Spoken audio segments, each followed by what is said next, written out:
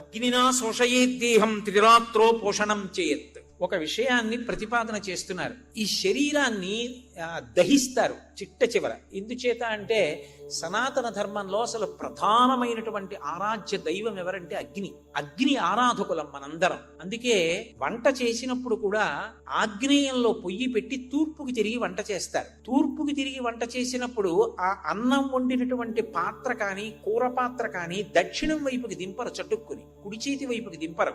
ఎందుకంటే అది కుడి చేతి వైపుకి దింపేశారనుకోండి, అది పితృదేవతలకి నివేదన అయిపోతుంది. యజ్ఞం చేసేటప్పుడు కూడా ఆ హవిష్యాన్ని తీసుకొచ్చి అక్కడ పెట్టినప్పుడు మొట్టమొదటి ఒకసారి ఉత్తరం వైపుకి జరుపుతారు ప్రయత్నపూర్వకంగా. ఎందుకంటే ఉత్తరంకి జరిపితే దేవతలకి చెందుతుంది. ఎడం వైపుకి దింపుతారు స్త్రీలు. దింపి పై అన్నం కొద్దిగా తీసి నెయ్యి వేసి, అది గ్యాస్ స్టవ్ అయినా సరే, నాకు ఇప్పటికీ ఎన్నిళ్లలో తెలుసో అలవాటు, ఒకసారి అగ్ని రగల్చి ఆ 2-3 మెతుకులు అగ్నిహోత్రంలో వేస్తారు. అగ్నిహోత్రుడు గొప్ప బ్రాహ్మణుడు. బ్రాహ్మణుడికి సమారాధన. మొట్టమొదట బ్రాహ్మణుడు తిన్న పదార్థాన్ని మేము తింటున్నాం, బ్రాహ్మణోచ్ఛిష్టం. దాని చేత ఏమిటి? తన భర్తకి ఆయుర్దాయం నిలబడాలి, ఆరోగ్యం నిలబడాలి, తన బిడ్డలు కాపాడబడాలి. అందుకని అగ్నిలో నీతి అన్నం వేసి అప్పుడు అన్నం వడ్డిస్తుంది ఇల్లాలు. అసలు ఇంత గొప్పగా నిద్రలేచిన దగ్గర నుంచి అగ్నిని ఆరాధన చేసే అలవాటు ఉన్నటువంటి యజమాని యొక్క శరీరం పడిపోతే అంత్యేష్టి సంస్కారంలో కొడుకు చిట్ట చివర ఒక మంత్రం చెప్తాడు. ఓ అగ్నిహోత్రుడా, మా నాన్న బ్రతికున్నంత కాలం నిన్ను ఆరాధించాడు, ఇప్పుడు ఈ శరీరం పడిపోయింది, ఇక కదలదు, దీన్నే హవిస్సుగా వేసేస్తున్నాను. ఆయన ఉన్నంత కాలం నీకు హవిస్సు ఇచ్చాడు, ఇప్పుడు ఇక హవిస్సు ఇవ్వలేడు, అందుకని దీన్ని హవిస్సుగా పడేస్తున్నా. దీన్ని కాల్చకుండా బాధ పెట్టకుండా దీన్ని భగ్గున కాల్చేయుసుమా, కాల్చేసి పంచభూతాల్లో ఈ పంచభూతాల్ని కలిపేసి ఉత్తమ లోకాలకి పంపించు అని ప్రార్థన చేసి చితి మీద పెట్టి అగ్ని సంస్కారం చేస్తాడు. అందుకే చిట్ట చివర మళ్ళీ స్నానం చేయించి తీసుకెళ్లి పడుకోబెట్టేస్తాడు. అంత గొప్పగా అగ్ని ఆరాధన జరిగేటటువంటి జాతి 3 రోజులు తప్తం అవుతుందిట. శరీరంలో ఉండేటటువంటి ధాతువులన్నీ కూడా నిరాహారంగా 3 రోజులు తప్తం అవుతాయని. అందుకే భీష్మాచార్యుల వారు అష్టమి నాడు ఆయనకి శరీరత్యాగం చేస్తే భీష్మ ఏకాదశి ఎందుకు వచ్చిందంటే అస్థి సంచయనం. అప్పటికి అగ్నిలో శరీరం శోషించిపోతుంది, పూర్తిగా దహనం అయిపోయి బూది మిగిలిపోయి ఎముకలు పడిపోతాయి. అస్థి సంచయనం అని ఎముకలు ఏరి పిడతలో పెట్టి దాచి గంగకో ఎక్కడికో తీసుకెళ్లి పవిత్ర నదుల్లో నిమజ్జనం చేస్తారు. 3 రోజుల పాటు నిరాహారంగా శరీరం అగ్నిలో శోషించిపోతుంది. అమ్మ, బ్రతికున్నంత కాలం నా కోసం శోషించావు, అవసరం ఉన్నా లేకపోయినా ఉపవాసాలు చేశావు, నేను బ్రతికుండాలని కడుపుతో ఉన్నప్పుడు బాధపడ్డావు, తర్వాత పచ్చిం చేశావు, తర్వాత నాకు ఆరోగ్యంగా ఉండాలని ఉపవాసాలు చేశావు, నా కోసం పూజలు చేశావు, చిట్ట చివర నీ శరీరం పడిపోయి. అమ్మా, ఈ 3 రాత్రులు నేను కూడా నీకేమి ఇవ్వలేను. 3 రాత్రులు నీ శరీరం శోషించిపోతోంది. నీకు మిగిలిపోయిన గొప్ప తృప్తి ఏమిటంటే, అదిగో నా కొడుకు, వాడింతటి వాడయ్యాడు చాలు. ఆ తృప్తితో 3 రోజులు కాలిపోతున్నావు. నీకేమి ఇవ్వనమ్మా? కప్పిడచిస్తున్నా. మాతృపిండం దదామి. అమ్మ అంటే బిడ్డ పుట్టినప్పటి నుంచి తను వెళ్ళిపోయే వరకు శోషించిపోతుంది, అగ్ని తప్తం అయిపోతుంది. బిడ్డకి ఎక్కడో ఏదో చిన్న ఆపద వచ్చిందనుకోండి, ఆమె నిద్రపోదు. మీరు చూడండి, పురుషుడు సాధారణంగా భార్య ఎక్కడ బెంగ పెట్టుకుంటుందో అని, ఏం పర్వాలేదు నేను చూస్తాను కదా, బెంగ పెట్టుకోకు, అలాగే ఉంటుంది గాంభీర్యం. ఎందుకని? ఆమెకి 2 కళ్ళు. భర్త ఆరోగ్యం నిలబడాలి, ఆయన బెంగ పెట్టుకుంటారు. అటు బిడ్డ కోసం బెంగ తీరదు. నాకేం బెంగలేదండి, మీరుండగా నాకేం బెంగ అంటుంది. కానీ రాత్రి పడుకుంటుంది, ఒక్క 10 నిమిషాలు అయిన తర్వాత చిన్న వెక్కిళ్ళలా వినపడతాయి.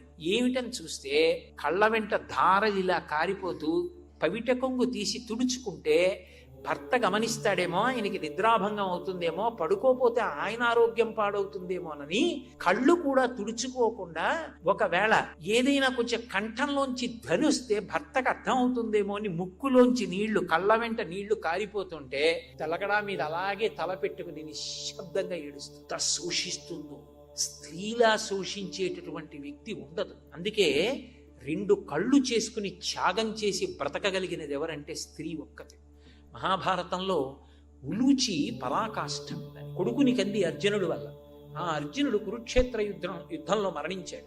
ఒకానొకనాడు గంగా తీరానికి వెళ్ళింది స్నానానికి. వెళ్ళేటప్పటికి అష్టవసువులు గంగమ్మని అడుగుతున్నారు, మీ కుమారుడైనటువంటి భీష్మాచార్యుల వారిని అర్జునుడు అన్యాయంగా శిఖండిని రథం మీద ఎదురుగుండా పెట్టుకుని కొట్టి చంపేశాడు. అందుకే అమ్మా, మేము శాపం ఇద్దామనుకుంటున్నాం అర్జునుడికి, ఇమ్మంటావా అని అడిగారు. ఎంత కన్న కడుపు కదు గంగమ్మైనా, నా కొడుకుని నిష్కారణంగా అదిగో ఆ శిఖండిని అడ్డు పెట్టుకుని కొట్టి పడగొట్టాడు అర్జునుడు, శపించండి. మరి అష్టవసూల్లో ఒకడు కదా భీష్ముడు. వాళ్ళు శపించడానికి సిద్ధపడుతున్నారు. స్నానానికి వెళ్ళిన ఉలూచి విని పరుగు పరుగున తండ్రి దగ్గరికి వెళ్ళింది. వెళ్ళి తండ్రి నాగరాజు ఆయన్ని అడిగింది, నాన్నగారు కొడుకు ఎటు వెళ్ళిపోయాడు, ఆయనకు ఆపద వస్తుందేమో బెంగగా ఉంది, మీరు వెళ్ళి మాట్లాడి రండి అంది. పరుగు పరుగున వచ్చాడు నాగరాజు. వచ్చి వసువులను అడిగాడు, నా అల్లుడు ఎలా బ్రతుకుతాడు, నా కూతురు తట్టుకోలేదని. వాళ్ళు అన్నారు, ఎంతటి మహావీరుడైనా నీ అల్లుడు అర్జునుడు తన కొడుకైనటువంటి బభ్రువాహనుడి చేతిలో మరణిస్తే శాపం అన్వయం అవ్వదు.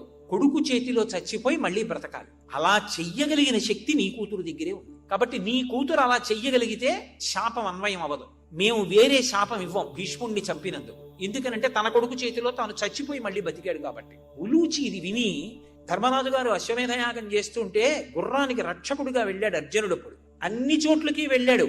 చాలా మంది యుద్ధం చేశారు, కొంతమంది ఓడిపోయారు. తన కుమారుడే ఆ మణిభద్ర దేశాన్ని ఏలుతున్నటువంటి మహారాజు యొక్క కుమారుడు, అక్కడ ఉన్నటువంటి పిల్లవాడు బభ్రువాహనుడు తన కుమారుడే, చిత్రాంగద యొక్క కొడుకు. ఆయన తండ్రి గారు కదా అన్న గౌరవంతో నాన్నగారు యుద్ధం చెయ్యను, గుర్రాన్ని పట్టుకోనన్నాడు. చీ దుర్మార్గుడా, క్షత్రియుడవై పుట్టి యుద్ధం చేయకుండా గుర్రాన్ని అప్పచెప్తావా అని ఈసడించాడు. ఇది ఆసరా తీసుకుని ఉలూచి రెచ్చగొట్టి తండ్రితో యుద్ధం చేయి సంతోషిస్తాడని బభ్రువాహనుడికి విశేష శక్తినిచ్చి తండ్రి మరణించేటట్టుగా చేసి బాణప్రయోగం చేయించి అర్జునుడు పడిపోయాడు యుద్ధభూమిలో. అర్జునుడు వేసిన బాణానికి బభ్రువాహనుడు కూడా పడిపోయాడు. బభ్రువాహనుడికి తర్వాత తెలివచ్చి లేచి ఉలూచిని విశేషంగా నింద చేశాడు. చిత్రాంగద నింద చేసింది. ఆవిడేమనలేదు, చిరునవ్వుతో ఊరుకుంది. వెంటనే తండ్రిని స్మరించి మృత సంజీవని మణిని స్మరించింది. స్మరించి ఆ మణిని తీసుకెళ్లి బభ్రువాహనుడికే ఇచ్చి నీ తండ్రి గుండెల మీద పెట్టు బ్రతుకుతాడు. గుండెల మీద పెట్టాడు. మళ్ళీ అర్జునుడు బతికాడు. ఇక్కడికెందుకు వచ్చావు ఉలూచి అని అడిగాడు. కొడుకు ఎటు వెళ్ళిపోయాడు, నీ వలన కన్నవాడు, కనీసం నిన్నైనా దక్కించుకుందామని వసువులు శపించబోతుంటే ఆ మాట విని బభ్రువాహనుడి చేత నిన్ను సంహరింపచేసి మళ్ళీ మణి ప్రభావం చేత దక్కించుకున్నాను అని చెప్తే ఆమెను ఎంతో పొగుడుతాడు ఆ రోజున అర్జునుడు. ఒక స్త్రీకి బిడ్డల మీద భర్త మీద ఉండేటటువంటి ప్రేమ, ఆ ప్రేమ చేత ఆవిడ పడిపోయేటటువంటి నలుగుడు, ఎక్కడో ఆ పిల్లలు పిల్లలు పిల్లలు పిల్లలు ఎంత పరితపించిపోతుందో. వస్తున్నారు కదే 2 రోజులు సంతోషంగా గడుపుదాం, ఎవరో వంట ఆవిడికి చెప్తాను తెచ్చి పెడుతుంది, ఒప్పుకోదు. నా చేత్తో చెయ్యాలి గోంగూర పచ్చడి. 2 రోజుల ముందు నుంచి 3 రోజుల ముందు నుంచి గోంగూర పచ్చడి చేస్తుంది. వాడు వస్తున్నాడని పప్పు పులుసు ఎడుతుంది. వాడు వస్తున్నాడని ఆ కాకరకాయలు అట్టుకొస్తుంది. ఎవరికో చెప్పి తెప్పిస్తుంది, అవి వేయిస్తుంది. ఎందుకే ఇవన్నీ నీకు? వాడితో కూర్చొని మాట్లాడ. వాడికి అంత ఇష్టం అమ్మ చేత ఆ కాకరకాయ వేపుడు అంటాడు. వాడు అమ్మ పప్పు పులుసు పెడితే అమ్మ ఎంత మంచి వాసనో అంటాడు. ఆ పెట్టుకోవడంలో అమ్మకి ఎంత ప్రీతో. అమ్మ లాంటి వ్యక్తి ఇక సృష్టిలో ఉండదు. నా కోసం బ్రతికున్నంతకాలం శోషించావు, తదనంతరం శరీర పతనానంతరం 3 రోజులు అగ్నిలో శోషించావు. నీకు నేను ఇవ్వగలిగినది ఒక్క పిండం. ఇది చూస్తే ఎప్పుడైనా ఒళ్ళు జలధరించేస్తుంది. అన్ని వైపుల నుంచి మంటలే. ఎందుకంటే అగ్ని సంస్కారానికి కూడా ఒక విధానం ఉంది. మొట్టమొదట కాళ్ళ వైపు కాల్చేస్తారు. ఆ కాల్చి అవి పుల్ల ముక్కల్లా ఉండిపోయిన తర్వాత తెడ్డు లాంటిది పెట్టి కాటికాపరి ఎత్తి తల మీదగా పడేస్తాడు. పడేసి తల వైపు నుంచి సంస్కారం చేసి తైలం పోస్తాడు. పోస్తే ఒక్కసారి భగ్గున మండుతుంది తలవైపు. మండి కపాలం పగిలిపోయినప్పుడు ఫట్ చప్పుడు వస్తుంది. దూరంగా నించుంటాడు కొడుకు. అయ్యా వెళ్ళండి అంటాడు. స్నానం చేసి వెళ్ళిపోతాడు కొడుకు. అన్నిటికన్నా శరీరం అంతా కాలడం వేరు, ఇది కాలడం వేరు. ఇది పగిలిపోయే వరకు కాలాలి. మహానుభావుడు బాబోయ్, ఆయన్ని వ్యాసుడు ఆవహించాడు, శాస్త్రకారులు ఆవహించారు. ఆయన ఏదీ వేయలేదు. ఆ ముఖం కాలిపోతున్నప్పుడు సూక్ష్మ శరీరం పొందుతున్న పరివేదన బాబోయ్, ఆ కళ్ళు, ఆ నోరు, ఆ మంటలు అన్ని వైపుల నుంచి. బిడ్డడు ఏం చేయగలడు? అది ప్రకృతి పరిణామం. ఆ పైనుంచి ఏడుస్తూ వాడి బాష్పధారలతో ఆర్పడానికి ప్రయత్నిస్తున్నాడు. కానీ అమ్మా నేనేం చేయగలను? ఇది ప్రకృతిలో తల్లికి కొడుకు చెయ్యాలి కర్తవ్యం. కానీ అబ్బా అమ్మ నా కోసం నువ్వు ఇంత పరితపిస్తే నీ చెవుల్లోంచి ముక్కుల్లోంచి కళ్ళల్లోంచి మంటలొచ్చి కపాలం పగిలిపోతుంటే స్నానం చేసి వెళ్ళిపోయాను. ఇన్ని గుణములతో నన్ను పెంచిన నీకు నేనేం చేశాను? తస్య నిష్క్రమణార్థాయ మాతృపిండం